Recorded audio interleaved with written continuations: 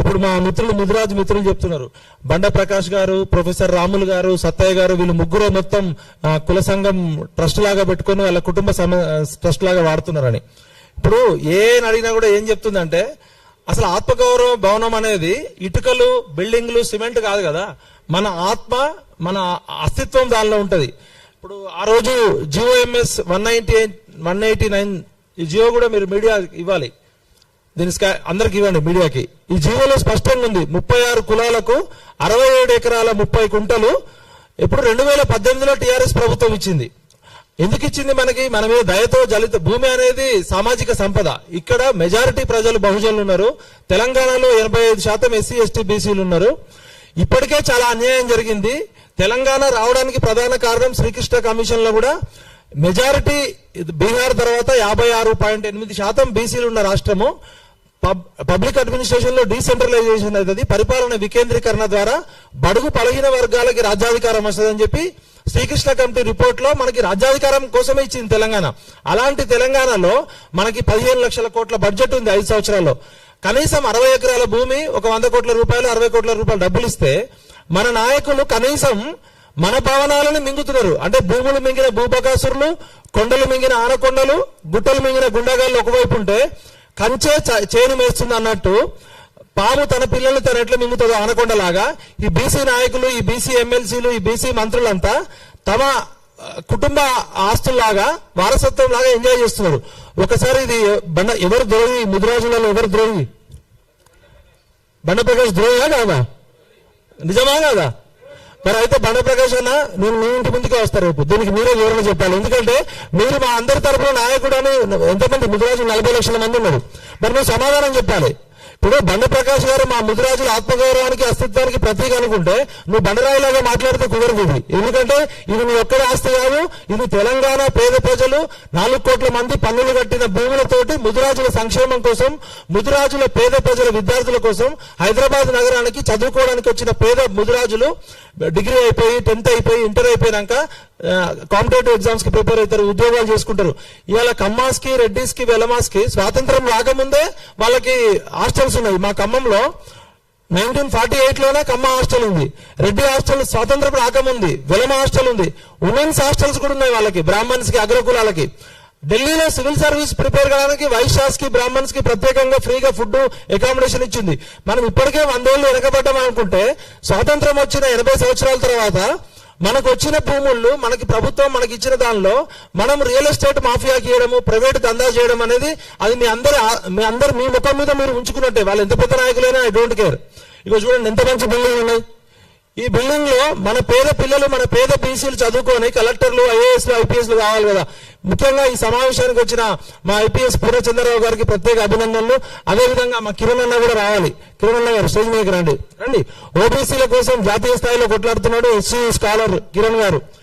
ఇప్పుడు మనం ఒకవైపు దొడ్డి కొమరయ్య గారు, చాగల ఐలమ్మ, కొమరం భీమ ఆత్మగౌరవం చెప్తావు.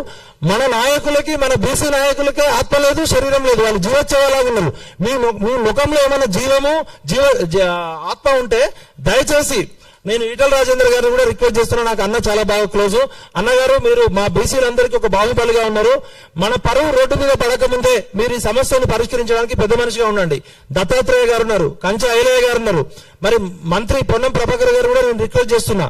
ఇది జీవో ఇచ్చింది కుల సంఘ నాయకులు ఎంజాయ్ చేయడానికి, రియల్ ఎస్టేట్ దందా చేయడానికి, లేకపోతే నెలకి ₹1 కోటి దందా చేయడానికి కాదు. ఇక్కడ దాదాపు 36 సంఘాలకి ఇచ్చిర్రు. ఈ 36 సంఘాలలో ఎటువంటి ప్రైవేట్ ట్రస్ట్ జరిగినా కూడా ఆ 36 సంఘాల నాయకులు మీరు తిరగబడండి. వాళ్ళు బాహుబలులు కాదు, బిచ్చల దేవుళ్ళని డిక్లేర్ చేయండి. ఫస్ట్ మన కాంశీరామ్ గారు ఏం చెప్పారు?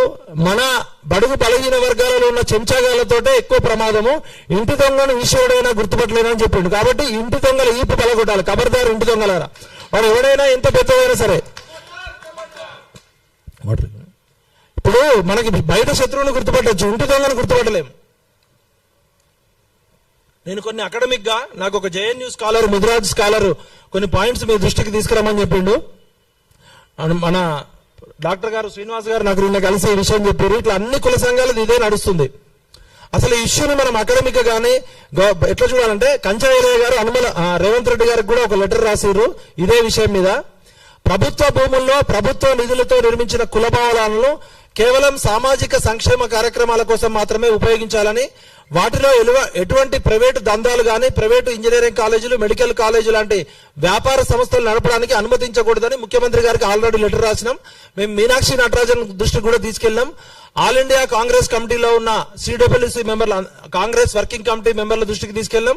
అదేవిధంగా ఓబీసీ చైర్మన్ అజయ్ జైహింద్ గారికి దృష్టి కూడా రాత్రి నేను మాట్లాడడం జరిగింది. వాళ్ళు మీనాక్షి నటరాజన్ మేడం తోటి మాట్లాడతామన్నారు. ఆ వేమిరెడ్డి నరేందర్ రెడ్డి గారు కూడా కలవాలి సార్. ఒకసారి మనం ఈ విషయంలో ముఖ్యమంత్రి గారు కూడా పూర్వచంద్ర గారు మనమంతా ఒకసారి కలవాలి. ఎందుకంటే వాళ్ళకి వాస్తవం తెలియట్లేదు. ఎవరికి వాళ్ళు వీళ్ళు బీసీలను కేవలం ఓటర్లుగా, బానిసలుగా చూస్తున్నారు. బీసీలు అంటే కేవలం ఓటు వేసే బానిసలు కాదు బిడ్డ. మీ సీటు కింద పెట్టే మందు పాత్రలను గుర్తుపెట్టుకోండి. ఖబర్దార్ కొరకలారా. ఈ భవనాలను ఎందుకు ఉపయోగించవచ్చు, ఎట్లా ఉపయోగించవచ్చు అంటే, ఈ సివిల్ సర్వీస్ కానీ ఇతర పోటీ పరీక్షలకు ప్రిపేర్ అయ్యే వాళ్ళకి సపరేట్ బ్లాక్ పెట్టాలి. కాంపిటేటివ్ ఎగ్జామ్స్ కోసం ప్రిపేర్ అయ్యే వాళ్ళకి సపరేట్ ఫండ్ ఇవ్వాలి. కమ్యూనికేషన్ స్కిల్స్ మరియు నాయకత్వ శిక్షణ తరగతులు ఇవ్వాలి. ఎందుకంటే మన బీసీలలో అందరిలో కూడా బీసీలు అంటే బ్యాక్వర్డ్ క్లాసెస్ కాదు, బ్రిలియంట్ అండ్ క్రియేటివ్ కమ్యూనిటీస్. వీళ్ళందరికీ కమ్యూనికేషన్ స్కిల్స్ కోసము, సాఫ్ట్ స్కిల్స్ కోసము స్పెషల్ స్కిల్స్ పెట్టాలి. అదేవిధంగా అందరూ గవర్నమెంట్ జాబులు కొట్టలేరు. ఇలా 50 లక్షల మంది నిరుద్యోగులు ఉన్నారు. ఎక్కువ మంది బీసీలు, ఎస్సీలు, ఎస్టీలు పేదరికంలో ఉన్నారు. కాబట్టి దయచేసి ఈ బిల్డింగ్లు అన్నిట్లలో కూడా అవసరమైతే సార్ మనం ఇనిషియేటివ్ తీసుకొని ఈ 36 కులాలకి పనికొచ్చే విధంగా సెంట్రల్ గవర్నమెంట్ తో మాట్లాడి, ఎంఎస్ఎంఈతో, స్కిల్ డెవలప్మెంట్ తో మాట్లాడి ఒక ఎంటర్ప్రీనర్షిప్ హబ్ పెట్టాలి. దానికోసం వాడుకోవాలి. కానీ ఎవడో నారాయణకు, శ్రీ చైతన్యకు ఇవ్వడం వల్ల మన ముఖం మీద మనమే ఉంచుకున్నట్టు, మన బీసీల పరువు మనమే తీసుకుంటున్నట్టు. ఖబర్దార్ నా కొడుకున్నారా, మీరు చెంచాలకే చెంచాయాళ్ళు. కాంశీరామ్ గారు ఎప్పుడో చెప్పారు ఈ చెంచాలతో డేంజర్ అని చెప్పి. జిల్లాల నుండి వచ్చే పేద ప్రజల కోసము ఉండడానికి అకామిడేషన్ ఇవ్వాలి, వాళ్ళకి క్రియేటివ్ ప్రోగ్రామ్స్ పెట్టాలి. తెలంగాణ సంస్కృతి, సంగీతము మరియు కళల్లో బీసీలకి వాళ్ళ డిఎన్ఏలో ఉన్న క్రియేటివ్ అండ్ బ్రిలియంట్ కోసం మార్కెట్ తో లింకేజ్ పెట్టాలి. వ్యాపారస్తులు తయారు చేయాలి, ఎంటర్ప్రీనర్స్ చేయాలి, బ్యాంకులతో టైఅప్ పెట్టాలి. ఆ విధంగా ఉపయోగపడాలి. కానీ మనం ఆత్మగౌరవ పోరాటం చేసి 78 సంవత్సరాల తర్వాత కొట్లాడి సాధించుకున్న ఈ బిల్డింగ్లని వాళ్ళకి ఇవ్వడం అంటే అంతకన్నా ఇంకా సిగ్గు చేయట్లేదు. మన నాయకులు ఎవడన్నా ఆత్మగౌరవం గురించి మాట్లాడితే చెప్పుతో కొట్టాలి ఒక్కొక్కరిని. వాళ్ళకే ఆత్మగౌరవం లేదు, వాళ్ళు మన ఆత్మగౌరవం ఏం కాపాడతారు. మీరు ఫస్ట్ అగ్రకులాల చెంచాలు, అగ్రకులాల చెప్పులు లాగేటోళ్ళు, బూట్లు లాగేటోళ్ళు, మీకేం ఆత్మగౌరవం ఉంది? మీ సొంత కులంలో మీకోసం కేటాయించిన బిల్డింగ్లని మీరే మింగుతున్నారు కదా చెత్తరా కొడకలారా. మిమ్మల్ని చెప్పులతో కొడతాం నా కొడకలారా. ఏమనుకుంటున్నారు వాళ్ళు? ఎవరైనా సరే, ఎంత పెద్దవారైనా సరే. ఇమీడియట్ గా పొన్నం ప్రభాకర్ గారికి రిక్వెస్ట్ చేస్తున్నాం, మేము మిమ్మల్ని కలుస్తాం. దీని మీద మీరు ఒక వైట్ పేపర్ రిలీజ్ చేయాలి. మీరు దేనికోసం ఇచ్చారు? రియల్ ఎస్టేట్ దందా కోసం ఇచ్చిరా, లేకపోతే ప్రైవేట్ ఆస్తులు పెంచుకోవడానికి ఇచ్చిరా? ప్రభుత్వ నిధులతో నిర్మించిన ఈ బిల్డింగులు పేద ప్రజలకి మాత్రమే ఉపయోగపడాలి. అది కూడా ఏ కమ్యూనిటీ కోసం కేటాయించిన బిల్డింగ్ ఆ కమ్యూనిటీ యొక్క సంక్షేమ పథకాలకు ఉపయోగపడాలి. కాబట్టి ఇది కేవలం ఇటుకలు, సిమెంట్ తో కట్టే బిల్డింగులు కాదు. మన శరీరము, మన రక్తము, మన ఆత్మ, మన అస్తిత్వం ఉంది. కాబట్టి ఖచ్చితంగా తిరుగుబాటు చేయాలి.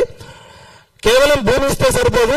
ఆ భవనాల పూర్తి స్థాయి నిర్మాణానికి ప్రభుత్వం వెంటనే నిధులు విడుదల చేయాలి. పెండింగ్ లో ఉన్న భవనాలను యుద్ధ ప్రాతిపదికన పూర్తి చేయాలి. రాజకీయ జోక్యం లేకుండా అధికార పార్టీ ఎమ్మెల్యేలు, రాజకీయ నాయకులు ఈ భూములను తమ వ్యక్తిగత లాభాల కోసం వాడుకుంటే ఊరుకునే ప్రసక్తి లేదు. వాడు ఎంత పెద్ద నాయకుడైనా కరెక్టే.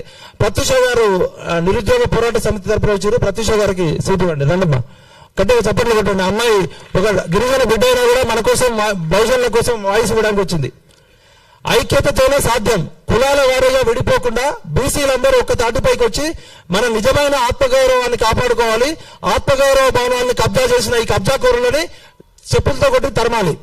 కలిస్తే నిలుస్తాం, నిలిస్తే గెలుస్తాం. విడిపోతే పడిపోతాం, పడిపోతే ఓడిపోతాం, పడిపోతే ఓడిపోతాం.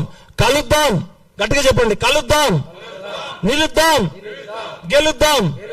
ఖబర్దార్ భూ కబ్జాదారులరా. బీసీ ఆత్మగౌరవ పోరాటం, బీసీ ఆత్మగౌరవ పోరాటం. జై బీసీ, జై తెలంగాణ. నాకు ఈ అవకాశం కల్పించిన బీసీ ఆత్మగౌరవ పోరాట సమితి నాయకులందరికీ హృదయపూర్వక అభినందనలు. మీడియా మిత్రులకు కూడా అభినందనలు. ముఖ్యంగా మహిళలు ఇద్దరు, అలేఖ్య గారు హైకోర్టు అడ్వకేట్ వచ్చారు. మహిళలు ఎక్కువ రావాలి సార్. ఇప్పుడే నేను మా మిత్రుని కేబీఆర్ ని ఆంధ్ర పోలీసులు 3rd డిగ్రీ వేశారు. ఒక్కసారి నేను అటుపోయి మళ్ళీ వస్తాను సార్. మీ సందేశం కూడా ఉండాలి. ధన్యవాదాలు. మీరుంటే మాకు అందకుండా.